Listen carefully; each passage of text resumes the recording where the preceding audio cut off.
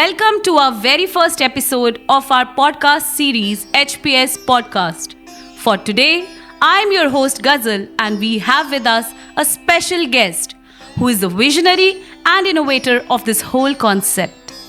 It's an absolute privilege to welcome the person who has been the guiding light of our institution, the embodiment of wisdom, and the driving force behind our collective journey towards excellence. Ladies and gentlemen, without further ado, it's my honor to introduce the heart and soul of our school, the principal of Hansraj Public School, Panchkula, Madam Jaya Bhardwaj. Thank you, ma'am, for gracing us with your presence on this inaugural episode. It's an absolute pleasure to have you here as we embark on this podcast journey where we aim to share the extraordinary stories, insights, and experiences that make HPS a truly exceptional institution. Thank you, Ghazal. Thank you so much for initiating this very innovative idea of HPS podcast. I'm really impressed.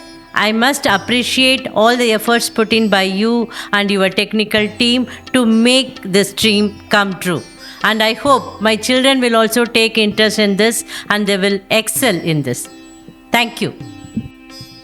Thank you so much, ma'am. In this episode, we are going to dive into the heart of Diwali, exploring its history, traditions, significance, and how individuals and organizations can make eco-friendly choices and celebrate Diwali in an environmentally responsible way. We will also request Jaya ma'am to share her personal stories and provide tips on how we can make a positive difference this Diwali while still having a wonderful time with our loved ones. It's actually a moment to reflect on the past year and look forward to new beginnings. So ma'am, as we all know that Diwali is known as the Festival of Lights, could you tell us about the lighting and decoration traditions associated with the festival? Yes, Ghazal. Diwali is our national festival, is also known as the Festival of Lights. And Diwali's association with light and illumination is indeed very, very significant. At HPS, we encourage our students to participate in decorating the campus with oil lamps, that's diyas, and vibrant rangoli patterns. These decorations symbolize the victory of light over darkness and the triumph of good over evil. It's a wonderful opportunity for our students to learn about the cultural and symbolic significance of these traditions. Then are there any specific lessons or moral stories associated with Diwali that HPS emphasizes for the students? Yes, of course, Ghazal. We got a particular emphasis on the moral lessons associated with Diwali. Students learn about stories like the return of Lord Rama from exile, which symbolizes the victory of righteousness and the importance of upholding the values. These stories serve as a valuable life lessons that we hope our students carry with them throughout their lives. When we talk about the southern India part, where there also the victory of Lord Krishna over the demon king Narakasura. So we just tell our children always the truth emerges victorious. So they have to follow the path of Dharma. Our junior wing even to showcase the whole Ramayana during the Dashera week, and I'm proud to say that it was a great show. You all can visit our various social media handle to witness the same, Ram Ki Leela. Asking you a question that there's a very famous hashtag going on nowadays, that is Green Diwali. What does that exactly mean and why is it important? Yes, nowadays we all talk big about Green Diwali or eco-friendly Diwali. For me, it signifies that celebrating this festival with a focus on environment sustainability. Like our school follows all the sustainable development goals, so we keep that in our heart, and it involves minimizing the use of fireworks and opting for eco-friendly ways of celebrating, such as using LED lights and reducing air pollution, noise pollution. We inculcate these basic values in our children by celebrating Green Diwali. That's great, ma'am. We've seen it in our school as well. And how can you suggest individuals and communities reduce the environmental impact of Diwali celebrations? You may think I'm being repetitive, but again, I'm going to emphasize on this. Like individuals and communities can reduce the environmental impact of Diwali by choosing to celebrate eco-friendly, decorating the home with the eco-friendly decorations, opting for LED lights, and refraining from using firecrackers, which cause air and noise pollution. Additionally, one can support local and sustainable products for gifts and reduce waste generation too. Keeping that in mind, are there any specific eco-friendly Diwali traditions or practices that you would recommend? Yes, sure. Some eco-friendly Diwali traditions include making rangoli with natural materials like flower petals and using clay diyas, or nowadays even they call it the gobar diyas instead of the plastic ones. Also from this year, we have started making diyas using cow dung. Planting a tree or donating to environmental causes during Diwali can also be great traditions. And ma'am, something for our listeners also. In what ways can a family celebrate Diwali while being mindful of the environment?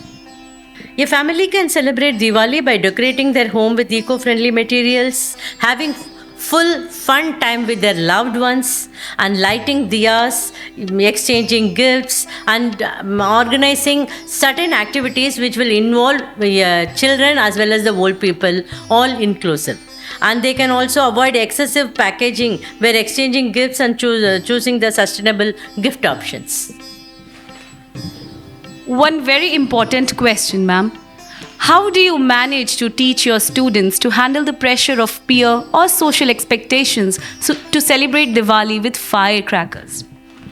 Yes, you are very right. You see, when we tell our children to take the cracker rally or a pledge and everything, of course, the students do it very half-heartedly, because in the back of their mind, everyone wants to copy others and who is spending more and from which home the noise is coming more. This is what they are feeling. But we tell them about the air pollution, noise pollution, and make them realize whatever is happening around us just because of whatever kind of carbon footprint we leave. So we tell them to follow the eco-friendly ways.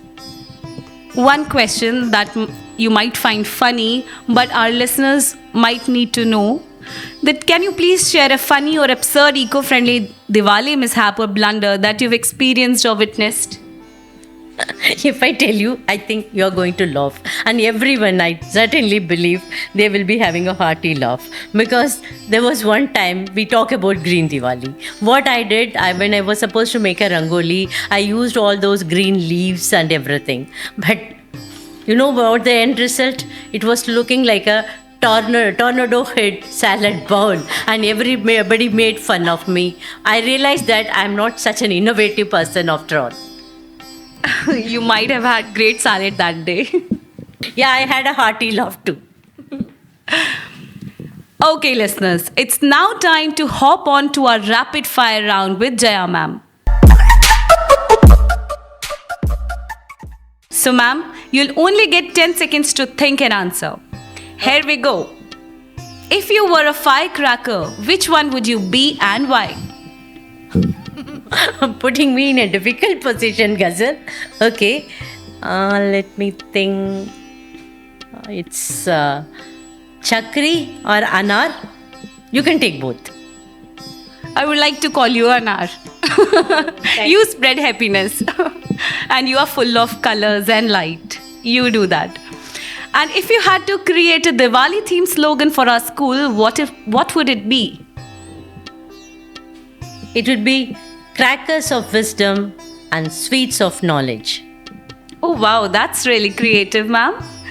And what's your go-to Diwali movie or song to get into the festive mood? I can think of a few, but you tell me yours first. To be very frank, I hardly see any movies.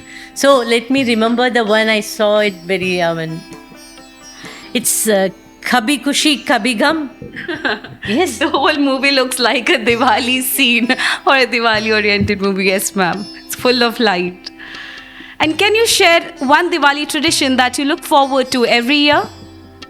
Yeah, I simply love to take my early morning oil bath. when we used to celebrate our during childhood days, we used to take oil bath in the morning at around 3:30, and of course we used to burn crackers. I won't deny it. Now we talk very big about the environment, but that time we also as a children used to look forward to burning crackers only 4 to 6 early morning hours, because since I belong to the southern state, there we celebrate Diwali as the victory of Lord Krishna over the demon Narakasura. So in the morning we used to burst crackers and wear new clothes. Always, it's full of joy. Thank you so much for sharing that, ma'am. I'm sure not much of us were knowing about it earlier. And last but not the least, if you had to choose one word to describe the essence of Diwali for you, what would it be? Fun and frolic. Okay. Thank you so much, ma'am. So here we come to the conclusion of this episode, which could not have been better than this. Thank you so much, ma'am, for joining us on this introductory episode. And to all the listeners, don't forget to like and subscribe our official YouTube channel. The link of the same is shared in the description box below. Stay tuned for our next episode, where our little Hansarians will be in conversation with the respective coordinator, ma'am, on finding choti choti khushiyan in school. Till then, namaste. Namaste. Jai Hind, Jai Bharat.